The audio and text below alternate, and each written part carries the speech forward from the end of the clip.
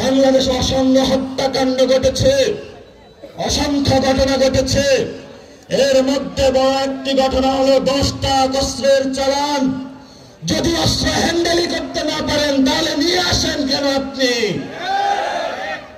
আমাদের দক্ষিণ এশিয়াতে এই অস্ত্র কাহিনীর কারণে বাংলাদেশ সার্বভৌমত্বের হুমকির মধ্যে পড়েছে।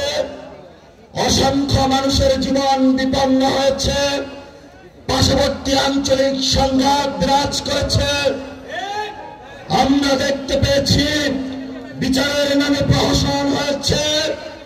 আমরা ভবিষ্যৎ বাংলাদেশে যারা সরকারি প্রশাসনে রয়েছেন, রাজনৈতিক চেয়ারে আসবেন, তাদেরকে বলতে চাই, ভবিষ্যৎ বাংলাদেশে সার্বভৌমত্বের উপর আঘাত আসে এমন কোন অযাচিত সিদ্ধান্ত আপনারা আর নিবেন না।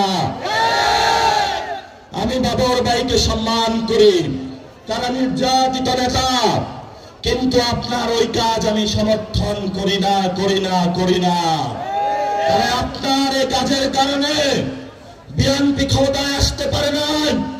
হাসিনার মতো একজন খুনি ফ্যাসিস্ট ক্ষমতায় এসেছিল।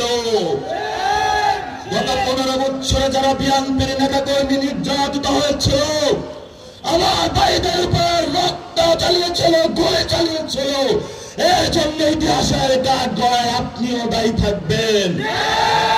আমরা শান্তি চাই, আমরা অশান্তি চাই না। বাংলাদেশে যদি কোনো ব্যবস্থা নেওয়া হয়, সেই ব্যবস্থা সঠিক নিয়মে নিতে হবে। মণিপুরি, আসাম, পশ্চিমবঙ্গ থেকে শুরু করে যেখানে যারা রয়েছেন, আমাদের বাঙালি ভাইয়েরা, মুসলমান ভাইয়েরা, তারা আজকে নির্যাতিত হচ্ছে এবং সেই নির্যাতনের জাতাকলে ভারত সরকার দিন দিন বাংলাদেশে তাদেরকে পাঠিয়ে দিচ্ছে। এই সংঘাতের পিছনে আপনি দায়ী,